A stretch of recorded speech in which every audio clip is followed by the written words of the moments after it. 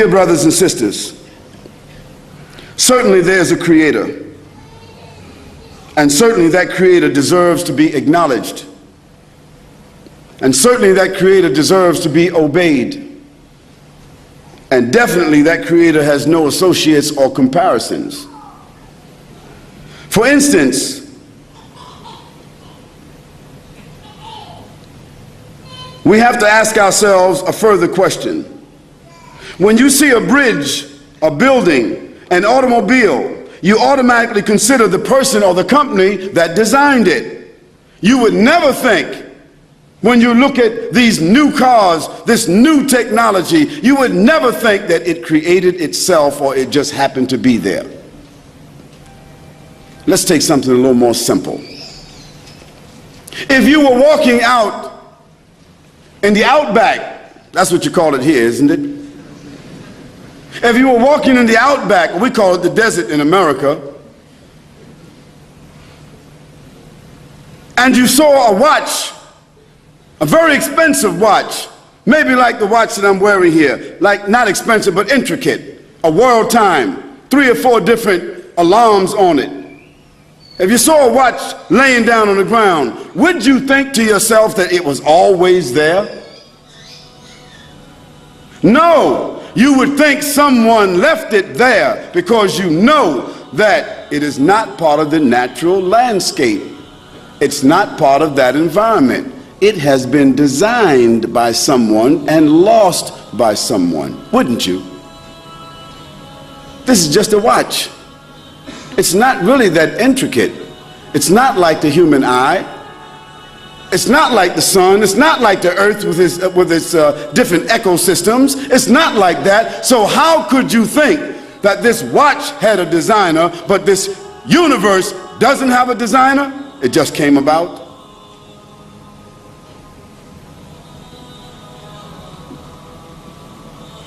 When you see a nuclear plant, an orbiting space station, and by the way, unfortunately, the orbiting space station that you can look up at the sky and see, it might be there and it might fall out of orbit any time. Because America and the Soviet Union, they don't have the money. They have the money to fight a war, but they don't have the money to support the space program any longer. So the $56 billion that has been spent on the space station, maybe it's over with. When you see a nuclear plant or an orbiting space station, a super international airport, you have to be thoroughly impressed with the engineering dynamics that are involved. Yet, these are just things that are manufactured by human beings. Then what about the human body? With its massive and intricate control systems. Think about it. Think about the brain, how it thinks, how it functions, how it analyzes, how it stores information, retrieves information, distinguishes light and categorizes information in a millionth of a second. And how it does that constantly. Think about the brain for a moment. Think about those mobile phones for a moment. I would ask you to be courteous enough to cut your mobile phone off. Your wife, if she's not here, she won't mind. Your husband, if he's not here, he won't mind. Your office, they won't mind. So just cut it off or put it on another mode. That's courtesy. Now we're talking about the brain that made the automobile, the rocket ships, the boats, and so on. Think about the brain and who made that. Think about the heart, how it pumps throughout the body, throughout the life of the person. The heart pumps continuously. I mean, it starts at the inception when the child is inside the womb. The heart is already pumping. And from that time until death, this heart is pumping without the will of the person whose chest it is in. The heart taking in and discharging blood throughout the body and maintaining that steady precision throughout the life of that person. Think about it. Think about the kidneys. What kind of function do they carry? The purifying instrument of the body that performs hundreds of chemical analyses simultaneously and controls the level of toxicity in the body.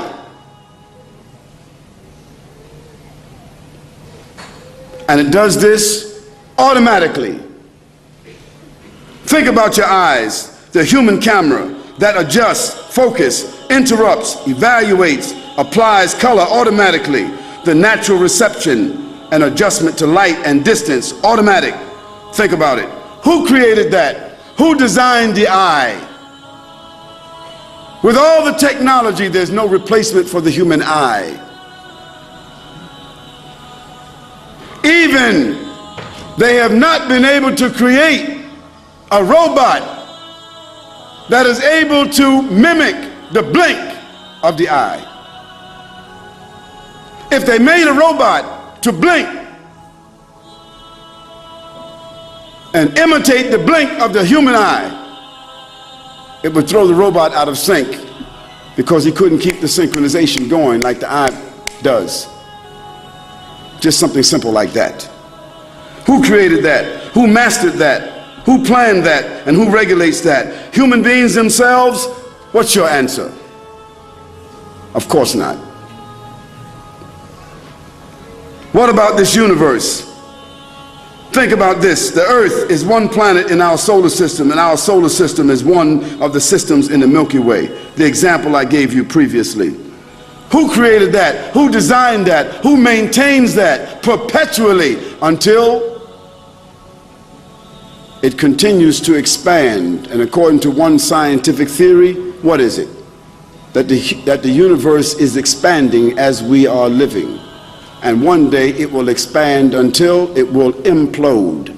Implode means it will explode from the inside, not from the outside, but cave in. Now this is a theory. We don't know, but we do know it is expanding. Yet, for all intents and purposes, it's not affecting the organization that we see. Who designed that? Who controls that? Is it man himself? Of course not. Man just stumbled on the theory yesterday. Certainly there's a creator. And that creator deserves to be acknowledged. And that creator deserves to be obeyed. Because that creator has the only one has the right to legislate and to adjudicate and to be for humans who have the highest intellect to conform to.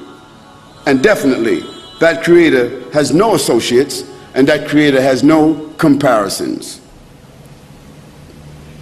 Did all of this synchronization, balance, harmony, variation, design, maintenance, operation, and infinite numeration, did this happen by chance, by random? And also do these things function perpetually and perfectly, also by chance? And do they keep on reproducing themselves and maintaining themselves also by chance? What do you think? Of course not. That will be totally illogical and foolish. And we're not illogical and we're not foolish, but maybe we just didn't think about that. At least it would indicate that however that came to be, it is totally outside of the realm of human capability, and we would all agree to that. We should all be in consensus to that, that all of this is outside of the realm of human capability. The being, the almighty power, God, the creator of the universe, the source of energy, the source of power, the source of existence. Call him, call it, call the Creator what you will, but the principle is the same. It is beyond the capability of human beings themselves. We are subject, we are subordinate, we are not the principle ourselves. The Creator of existence has the knowledge to design, to proportion, has created all of this and is responsible for maintaining all of this. That Creator is the only one that is deserving of praise and gratitude. If I gave each one of you £100 or $100 for no reason, if before you left here I said, everyone here, just for coming, there's $100 on your way out. Don't forget to pick up your $100, but just leave your name and say thank you to the person who gives you the $100. Would you leave your name? Would you say thank you? Of course you would. No one, you would stand in a queue to leave.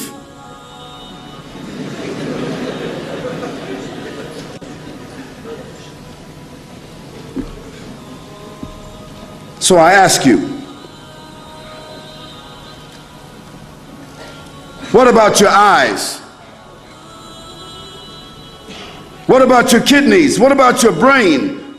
What about your life? What about your breath? What about your children? What about the life, the opportunities, the resources that you have been given? Are you grateful for that? Or do you say, I earned all of that? Is the one that gave you life not worthy of praise and thanks? Is the one that gave you life not worthy of your worship and recognition? My sisters and my brothers and my guests, that in a nutshell is the purpose and the goal of this life. One, to recognize and acknowledge the Creator.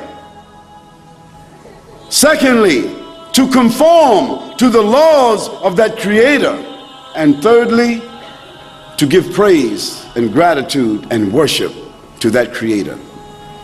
That's the initial purpose of our lives.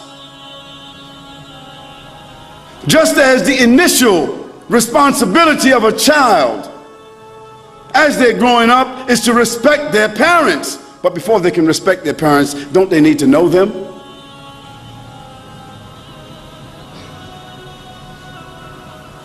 You know your parents, therefore you respect your parents, because you know that you wouldn't be here if they were not your parents. Secondly, they nurtured you, they guided you, they helped you through school and all your problems. And even if you don't fully respect them or listen to them, you have to be psychologically dependent upon them and grateful to them, obligated and indebted to them. So what about the Creator, who made your parents and their parents and their parents and their parents and their parents and their parents and the whole world, this whole cosmos that we are experiencing? Is that Creator not worthy of your recognition? Is that Creator not worthy of your respect? Is that Creator not worthy of your praise? Is that Creator not worthy of your worship? It is just as fundamental and even more fundamental than respecting or recognizing your parents.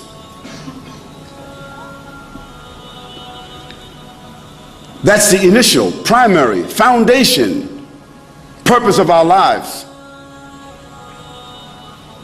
To come to recognize, appreciate Almighty God, the Creator,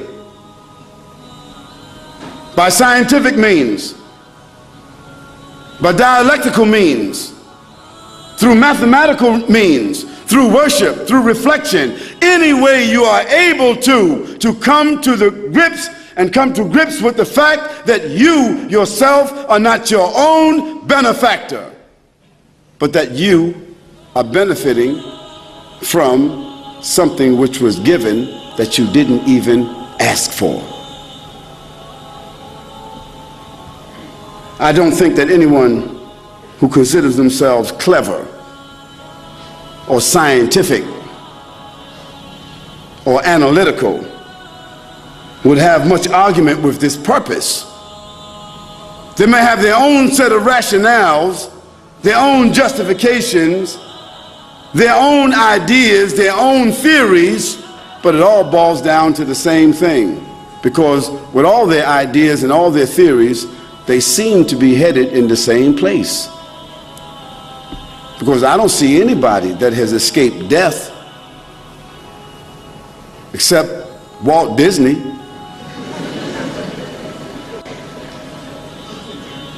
At least they would have us to think that.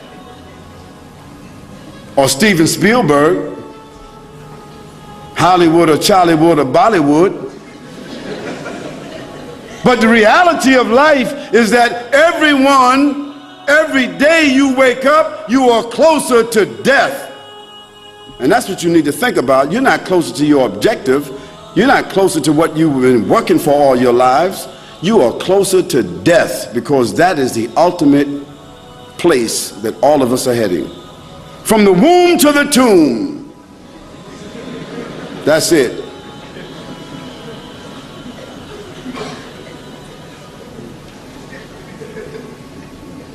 And Michael Jackson will have to make another Thriller.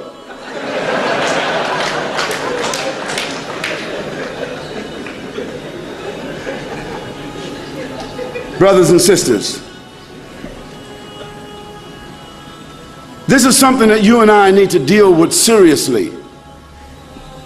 We need to reconcile this issue. We need to resolve this issue. Don't let death sneak up on you because babies die. Adolescents die. Young, vibrant, intelligent, beautiful, well-endowed individuals die. Arrogant people die. Even executioners die.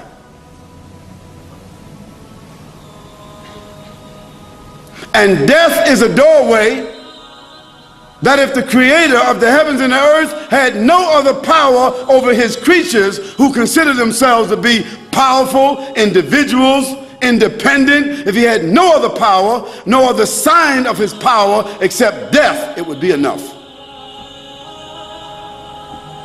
Because anybody with power, anybody with resources, governments or other than that, if there was something that they would do to buy themselves out of, it would be what? Death. But it's not negotiable. Dear brothers and sisters, let us all witness that there's nothing worthy of worship. That's what we should all bear witness. There's nothing in the heavens or the earth, no principle, no power, no sovereign, not a man nor a group of men, not a society nor a nation nor a coalition of nations that have any power over life and death or creation except who? The Creator. Let us all bear witness that there's none to be worshipped except the Creator, none to be acknowledged except the Creator. Let us all bear witness to that. Let us all say that there's none to be worshipped, to be recognized except the Creator. Let's say that. Is there a problem? Is there a stutter? Is there a hesitation? If there's someone who thinks that they are self-created, if there's someone who thinks that they're outside of this cycle I just spoke of, stand up, because you're the one that should be talking here. Because you're going to announce to us a theory that none of us know about.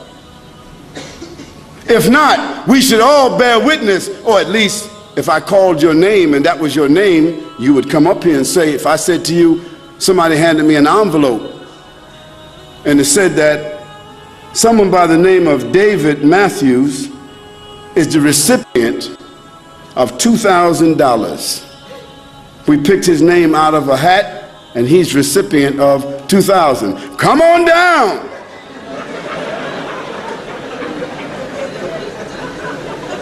If he was upstairs there, he might have fall out the balcony trying to get down here. You see. So for your own motivation, you have no problem. But for the Creator, you got a problem. Muslims, say La ilaha illallah. That's all it means. It just means that there's none to be recognized. It means none to be worshipped. It means none to be conformed to or obeyed except the Creator. This is what Jesus said. This is what Moses said. This is what Abraham said. This is what David said. This is what Solomon said. Peace and blessing be upon all of them. This is what Isaac said. This is what Ismail said. This is what John the Baptist said. This is what Jesus Christ said. That's what the Prophet Muhammad, peace and blessing be upon him, said. All the prophets, all those men that received revelation from God, they all said one thing. La ilaha illallah. A simple statement, they said. Guidance regarding a question posed by a non-Muslim regarding existence of Allah, existence of God. I was having argument with a Hindu fellow who was worshipping his God. He said this is the God of Lakshmi, this is the God of power, this is God of success. So I said these are all stones and you are worshipping them. Why don't you become Muslim and worship the Allah? He said that if you prove to me that Allah exists, then I will become Muslim. I told him that God has created you, God has created me. He has created the entire world, the mountains, the sky, the earth, the sun, the moon. And so God is there. He said these are all the indirect evidences of existence of God. He said if you give me some direct evidence of existence of God, then I will become Muslim. I told him that okay, if you are not convinced with this, then you tell me what is the direct evidence of God, existence of God. Then he said I don't have. That's why I am worshipping these gods, so many gods. So I seek your guidance in this connection. What should I tell him now? You see, it depends upon the capacity of the individual. Everyone, you haven't got a pet set line of arguments, debates. The person, what are his capacities, understanding? With regards to the existence of God, the very simplest of thing is, it says God exists because we exist. Allah tells us in the Holy Quran a line of approach. He says, كَيْفَ تَكْفُرُونَ بِاللَّهِ? How can you not believe in Allah? See, if this man is an educated man, really educated, not just, a fellow who's passed class 1, 2 or 3 and he can speak English, but really he's got some sense in him. He's reasoning with us, Allah is reasoning with us. Say, كَيْفَ تَكْفُرُونَ بِاللَّهِ? How can you not believe in Allah? وَكُنْتُمْ أَمْوَاتًا. Seeing that you were non-existent, you were dead, non-existent. فَأَحْيَاكُمْ. And you brought you into being. ثُمَّ يُمِيتُكُمْ. And He will cause you to die. ثُمَّ يُحْيِيكُمْ. And He will bring you back to life again. ثُمَّ إِلَيْهِ تُرْجَعُونَ. And to Him will be your return. So He's setting a thought process. Think back. If this man has got sense, he says, think back, man. Today, we are having what is called a population explosion. We are on the world today about 5 billion people. If you can grasp that 5 billion today, we are on earth. He said, no, I know that. Population explosion, they're trying to say, let different countries reduce your birth rate. It's a population explosion. But as you go back into history, the population starts dwindling. Until, let's say 6,000, 10,000, 50,000 years ago, you come to almost nothing, a pair. And even before that, according to your understanding, who, if you have got some education, is talking about evolution taking place, let's agree with him for a moment. I said, look, when this evolution came, there was no man. From the primordial substance in the mire, in the sea, the amoeba started, and according to his explanation, let's agree with him. These things came into being, right? Man came into being, and the elephant and the snake and the flea, everything came from that primordial substance. I said, yes. Before that, you say that the earth was a molten mass. Nothing, no life, no plants, no animal, nothing. I say, yes. He agrees with you. That's what they say. You're only using his knowledge, what he knows. If he knows, now you can talk to him. So look, there was nothing. Say, how did life come? Where did it come from? So he said, well, it just came like that. He said, what? You explain how it started. A group of amoeba protoplasm, they thought for themselves that now we will collate and break up and collate and eventually will make ourselves into an elephant. Huh? Is that what they did? This another group says, I will make ourselves into gorilla. Another one says, I'll make myself into a monkey. Another one says, I'll make myself into a chimpanzee. Another one says, I'll make myself into a donkey. Another one says, I'll make myself into a pig. Come on, tell me now. They thought out all these things. This amoeba, which got no brains, it had the brains, now created this man. He said, must have eyebrows. So look at your eyes, how it is protected. How many times you had blue eyes and your eye was not damaged because of this construction. Then each and everything is a miracle. Man is a miracle. But we are so close to ourselves that we don't see it. Ask the doctor, the biologist, the physiologist, and man, you start speaking about the heart, the lungs, the kidneys, each and every, their fingernails, your teeth. When you go to the dentist and you go and see the diagrams of the teeth, what it consists of. Each and everything is a miracle. You thought it out? That amoeba thought it out? He said, yes. He said, look, you are the most superstitious guy on earth. Any little thing you see, you say somebody made it. This little pin, I have a pin. Yeah. This one has a big head. I don't know whether you can see it from there. I said, it came by itself. You said, no, the guy's mad. Somebody made it. A matchstick. I said, it came by itself. He said, no, somebody made it. Look, if somebody told you it just came by itself, you say, he's mad, he's a lunatic. Nothing can come by itself. Somebody made it. This most complex machine, it came by itself. It thought out for itself everything, what you're doing about yourself. Each and every little thing about him, in the eardrums, the balance, that I can keep on standing here, not fall down, I'm straight. All this, what is doing it? All this is come by accident. There is a creator. The only thing is in the concept. You see, he's worshipping men and monkeys, elephants and snakes, and he wants to justify that. See, it's the concept. Reason with him, but of course, as I said, now it depends upon his background and experience. I can't just give you a pat answer. Say, look, just tell him this, and he'll be satisfied. You got to find out from him, like suppose now I had a chance of meeting the fellow, and as soon as he starts opening his mouth, I said, what is this, man? So everybody, you have to deal with them individually, according to the background and experience. And there is a tape available, you might enjoy it, tape available from Hinduism to Islam. In other words, I'm explaining my people, ancestors were Hindus, and how we became Muslims, and from what to what. And it explains all this, most of this, what we have, this problem. Show him, he'll enjoy it, and as inshallah you'll also enjoy it. Other human beings, most of them, they are blindly following their parents. The Christian, he's a Christian because father is a Christian. The person is a Hindu because father is a Hindu. Most of the Muslims are Muslims because their fathers are Muslim. This atheist is thinking, his father, his parents may be religious, but he does not believe in the gods which his parents worship.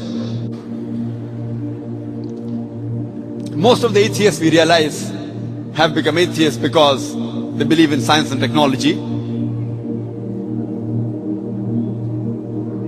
These people think that science is advanced so much, we don't require any scripture, we don't require any religion, etc. The first question I ask to the atheist is that suppose there is an equipment, there is a machinery which no one in the world has ever seen before. If it's brought in front of you, if it's brought in front of the atheist, and if we ask the question to him that who will be the first person who will be able to tell you the mechanism of this machinery or this object, what can be his reply?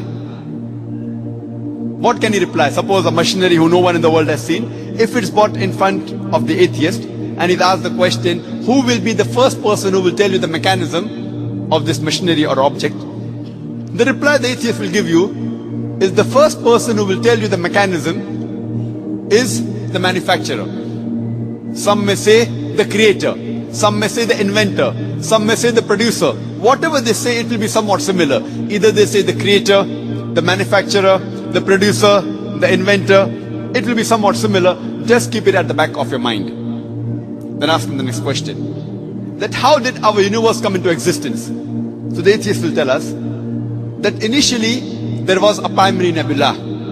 Then there was a big bang. There was a secondary separation which gave rise to galaxies, the sun, the moon, and the earth on which we live. This we call as a big bang. When did you come to know about this creation of the universe? So he will tell you, about 30-40 years back, the scientists that discovered this. You ask him the question, but what you're talking about the Big Bang is already mentioned in the Quran, in Surah Anbiya, chapter number 21, verse number 30, which says, Avalam yaral lazina kafaru. Do not the unbelievers see, Anna samawati wal arda, kanat ratkan fastaknahuma, that the heavens and the earth were joined together and we clove them asunder. What you're talking about the Big Bang is already mentioned in the Quran 1400 years ago. Who could have mentioned that? So the atheist will say, maybe it's a fluke. No problem. Don't argue with him. You continue. The light of the moon, is it its own light or reflected light? So the atheist will tell us that previously we thought the moon has its own light. Recently we have come to know in science, recently means 100 years back, 200 years back, we have come to know that the light of the moon is not its own light but a reflected light. The Quran mentions 1400 years ago in Surah Furqan, chapter number 25, verse number 61, that blessed is he who had placed the constellation in the sky and placed therein a lamp, a sun having its own light and moon having reflected light or borrowed light.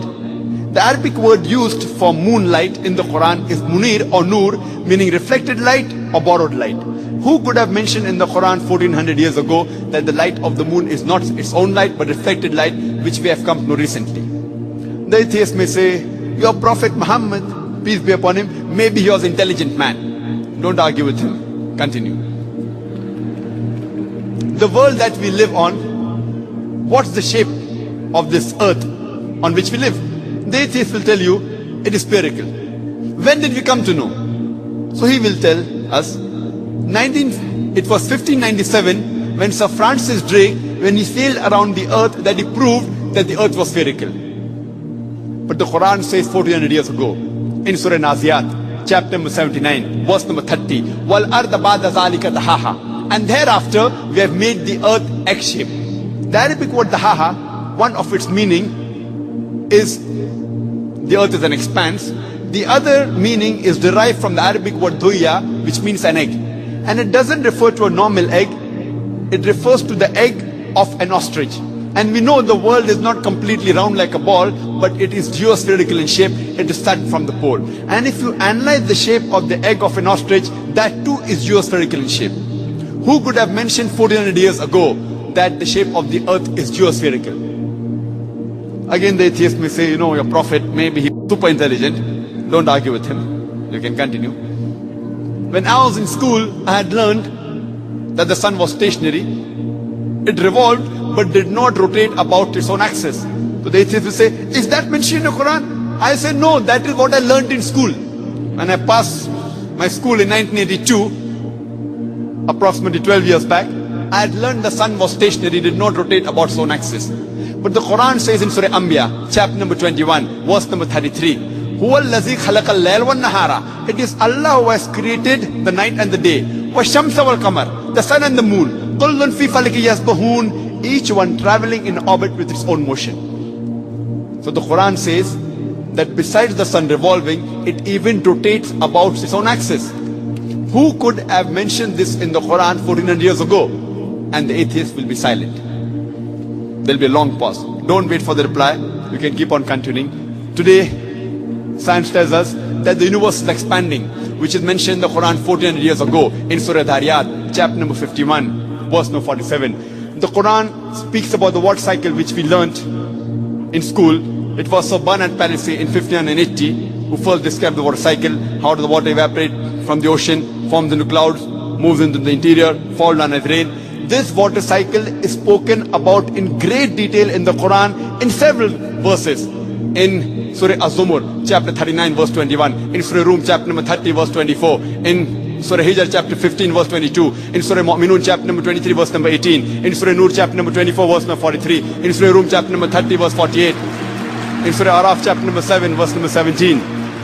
In Surah Furqan, chapter number 25, verse 48 to 49. In Surah Fatir, chapter number 35, verse number 9. In Surah Yasin, chapter number 36, verse number 34. In Surah Mulk, chapter number 67, verse number 30. In Surah Tariq, chapter number 86, verse number 11.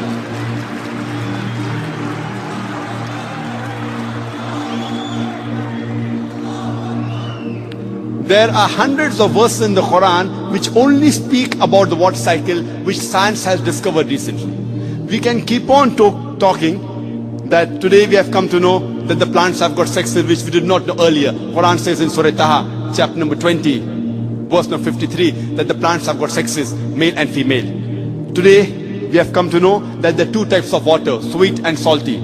And there is a barrier between them, which is mentioned in the Quran in Surah Furqan, chapter 25, verse 53, and Surah Rahman, chapter 55, verse 17 and 18. Marajal Bahraini al-Taqiyan, bainahuma barzakhun la yabqiyan. It is Allah who has let free two bodies of flowing water. Though they meet, they do not mix. There is a barrier between them. Today science tells us that it is the mountains which prevent the earth from shaking, which is mentioned in the Quran 1400 years ago in Surah Naba, chapter number 78. Verse number 6 and 7. The Quran speaks about biology, that we have created every living creature from water, every living thing. In Surah Anbiya, chapter 21, verse number 30, Quran mentions this 1400 years ago. The Quran speaks about zoology, about the lifestyle of the spider in Surah Ankabut, chapter 29, verse 41. About the ant in Surah Namal, chapter 27, verse 17 to 18. About the bee in Surah Nahl, chapter number 16, verse 66, 68, 69.